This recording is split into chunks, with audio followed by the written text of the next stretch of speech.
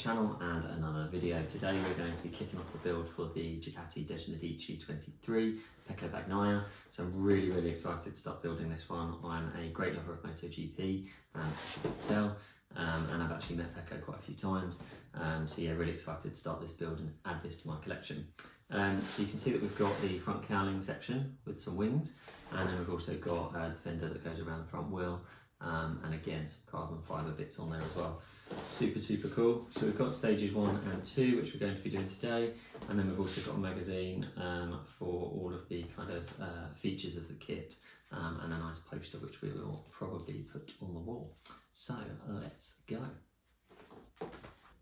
So guys, before we jump into the build, I'll just show you briefly what you actually get in some of these magazines. So this is basically going to be an outline of everything in the magazines, all the information about the Ducati, and probably the team and the year that Pecco had.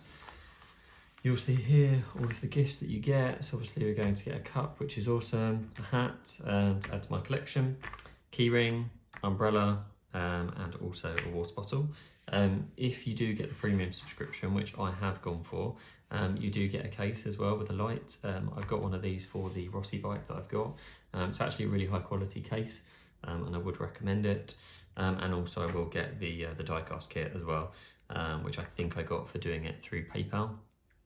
So have a little look at that as an option. Doesn't really cost you anything extra to do it through PayPal, but it just means you get a little bit more out of the subscription, which is cool. Further up the page, you've got a overview of the model. So obviously here you can see all of the controls that you've got, etc. Trying to see if anything is functional. Obviously you've got working swing arm and monoshock. So similar to my other model, you obviously got real suspension. The chain will be real metal and will move on the sprocket, but besides that, I think everything else is basically static. And then if we open this up, we've got a lovely poster of the actual Desmosedici 23, which is awesome. So I will pop that on the wall behind me for the future videos. And that's that. Also, obviously worth mentioning, you will get a stand, obviously, to prop the bike up for display, which is awesome. Goes without mentioning that obviously these kits are quite heavy. I would say my other bike that I've got is probably around 5 kilograms, something like that. Maybe a bit less, but around 5 kilograms, I would say. So do be prepared to create some storage space and have a adequately strong shelf for a kit like this, I would say. So yeah, with that being said, we will jump into the build. So guys, now that we have opened our packet, we have got the front windshield, which is 1A. The windshield actually would go here, so this is actually the front cowling, to be honest. And then we've got the 2 winglets that are going to go there. These are actually quite weighty, and they do have some give in them. And as you can see, when we attach them, we will need to sort of bend them and manipulate them into position. So I think they're kind of plastic with a bit of silicone in the middle.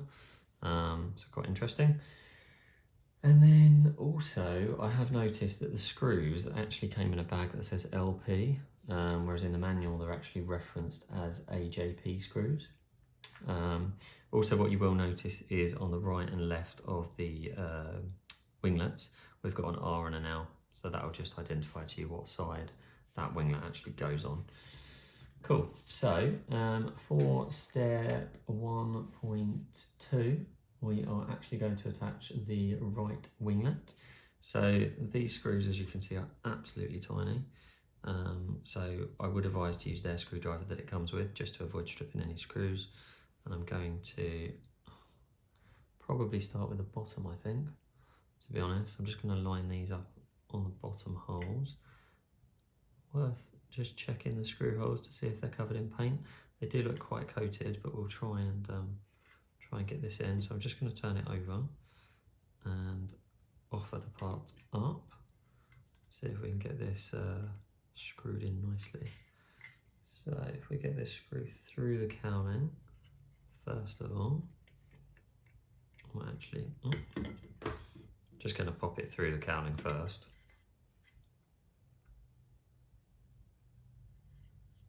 It's a little bit awkward because obviously you don't have much room to play with here. So let's try and get one screw in. I might even rest the cowling on a magazine so I don't scratch it. And then we'll try and get this one in to the silicone, which is probably going to be quite difficult, I'd imagine. Yeah. As predicted, it is quite fiddly, to be honest, guys. Oh. Right, let's try and do it in one go, I think. Easiest thing to do. There we go. So I think I've got a little bit of purchase now. So I'm going to get another screw in actually on the bottom of the winglet, just to hold it in place. I'm going to go through here, I think. So it's about halfway down the winglet this one goes in. Really quite hard to see where you're going into the winglet. But there we go, I think I've got the bottom two in now. So I'll do those up. And then we will attempt to do the top of the winglet. So I'm going to do them up, but to a reasonable level. There's no need to over tighten them, to be honest. So I'll do them up to a reasonable level, just to seal the gap.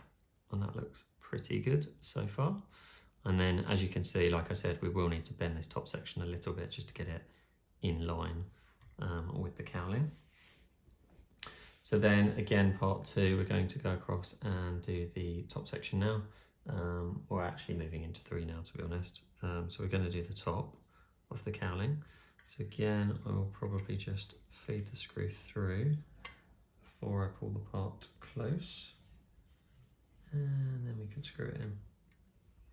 To be honest, these screws go in nice, well, nicer than I expected into the kind of silicone parts of the winglets. I thought it might feel a bit weird screwing into it. It feels okay. Just got to try and get this one in nicely. In terms of spotting your holes, it's definitely easier with the winglet upright. Sorry, with the cowling upright, I would say. You want to get it in the hole ideally because you don't want to scratch any of the parts.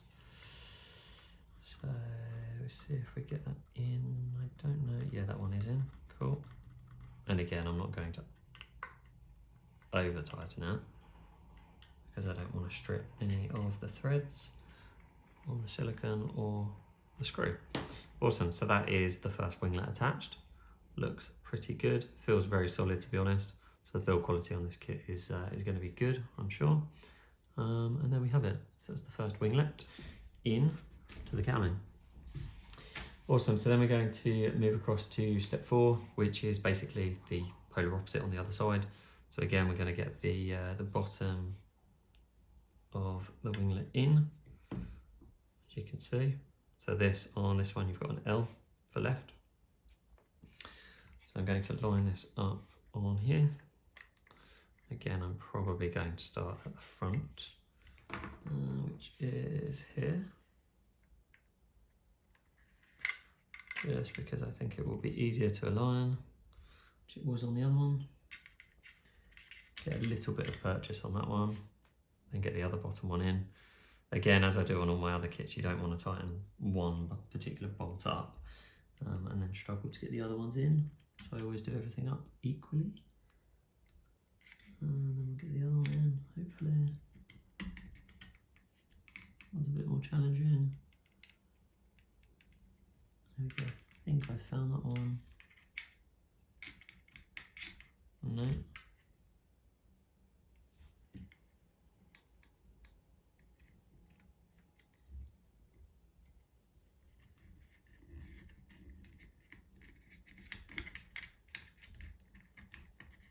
There we go, I've got that one now. Just need to gently do it up.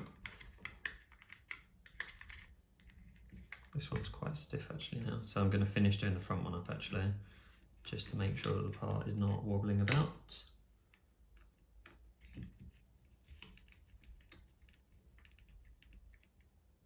There we go. Cool, and then I can go across and finish the back part of the winglet. And actually you can see I'm starting to pop through there, so it's not in at the right angle, so I'm actually going to back that out and redo it. Because the last thing I want is for the screw to pop out of the bottom of the winglet. So I thought that one was a bit funny going in, so what I will do now is drive the screw back in at a different angle. So obviously I'll drive it downwards now, which will effectively be upwards into the winglet. So yeah, I would err on the side of caution there really, guys, because ideally you don't want to damage the winglet like I have. Obviously that's the underside, so in theory we won't really see it because it's underneath the bike, but still a bit of a shame. So yeah, just be really careful there not to do that. But that was pretty much because the hole was not in the right place. So let's do the front one. This is becoming a bit awkward now to see where the holes are. And again, you're going to have to bend this one, like I said, to get it into alignment. And this one needs quite a lot of bending, I would say. There we go. Struggling to see what I was doing there really, guys. Getting that one in alignment. So I'll do this up, and again I'm not going to do it up the whole way because I want a bit of movement for the back one, just so I can still spot the hole. So if you do it up completely at the front, it's very hard to then have a little gap here to see what I'm doing, which I need. So if I back that screw out a little bit,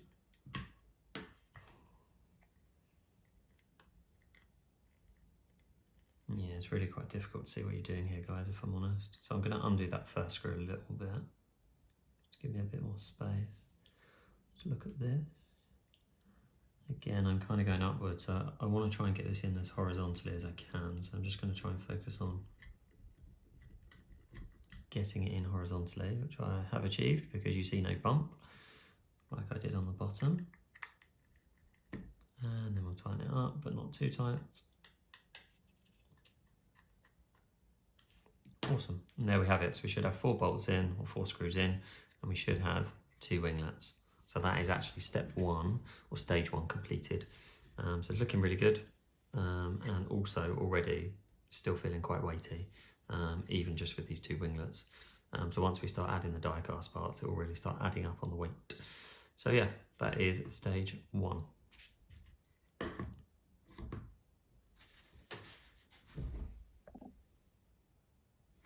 So guys, here we are for stage 2. So for stage 2, what we want to do is take the front fender and we're going to fit these brake covers. So you can see they are ordered by what side they go on. They do actually go on the outside, so you can see on the cover you've got a little piece of plastic here that will go through a hole in the front of the fender on either side, and then the top one is a screw that will go through just to cover the brake disc. So we will do that. The screw bags are named correctly on this stage, which is good. So we will take I think it's a KP screw, yep, and just pop one through here for the left side. Again, you want to be really careful and slow here, guys, because you don't want to scratch the fender. Awesome, and again, you don't want to over tighten it, so I would just tighten it to where it feels kind of comfortable, where you feel a fair amount of resistance, and leave it there. So that is 2.1. And then again, you want to do the same on the other side, so we will go ahead and fit the other cover. So just put the little plastic in at the bottom, and then we can screw the top one in. So I'll just get another KP screw to do that. There we go. And again, we'll just check we're lined up. There we go. I'll just pop that screw in there. Hopefully you can see that okay. And again, I'm not going to over tighten this one. I'm just gonna tighten it up until I get a decent amount of resistance, not much wobble on the part, and then we're good. Awesome, so it should look like that. Cool. And then what we want to do is we want to fit the actual fender mounting discs. So it's quite hard in the manual to see what way these go, but my guess is that they actually go with the indented side facing inwards, so that we can actually mount it onto whatever it mounts onto, probably the forks, to be honest. And then we will take the, I think, AP screws and screw these in. So again, this might be a bit of a challenge because they're quite tight. So what I'll do first is I will mount my screw on the screwdriver, pop the screw through that way. It's the way that I am depicting that it goes. Obviously it's not too urgent because we can change it later anyway if this is wrong, but it looks like it goes that way to me. And then somehow I need to try and get this in, which is going to be a little bit tricky, as you can see. So let me try that again. Do that on there, get this in there, and somehow get this in there. You might find it easier to hold this with a pair of tweezers, to be honest. There we go, maybe that will go in. Yes, I think so. A little bit more force. Just have to apply a little bit of force there just to get some bite into the plastic. And then we will screw that in. Hopefully you can see this okay on the camera. Awesome. So I think it goes this way on the concave section inwards. That's what it looks like from the manual anyway. And then we'll do the other one on the other side.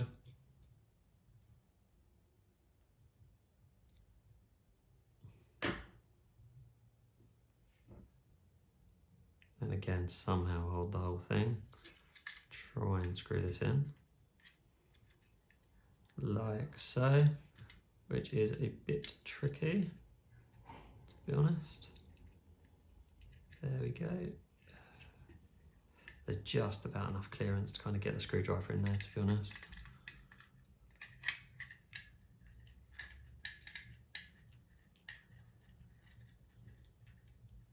There we go. And again, I'm not going to over tighten these. I'd imagine they don't need to be super, super tight.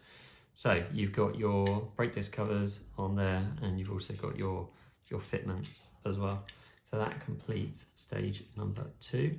And I think that is it for pack number 1, which is good. So quite simple, this one.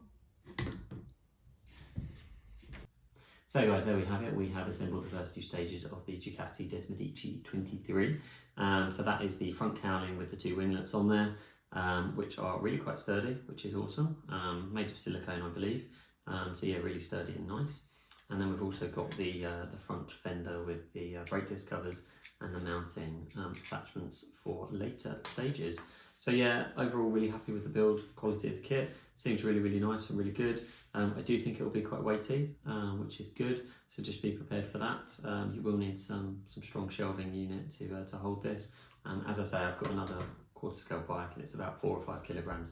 So they are quite weighty pieces of kit. Instructions are good. Stage number 1, there were some incorrectly labelled screws, so they might fix that in subsequent issues or subsequent releases of stage 1. So just watch out for that. But stage 2 onwards, they were all good and correctly labelled. So yeah, enjoying it so far. If you are enjoying the videos and the build series that I've got, check out some of the other ones that I've got. But yeah, drop a comment, a like and share, and subscribe, and I will see you again for another video. Cheers guys.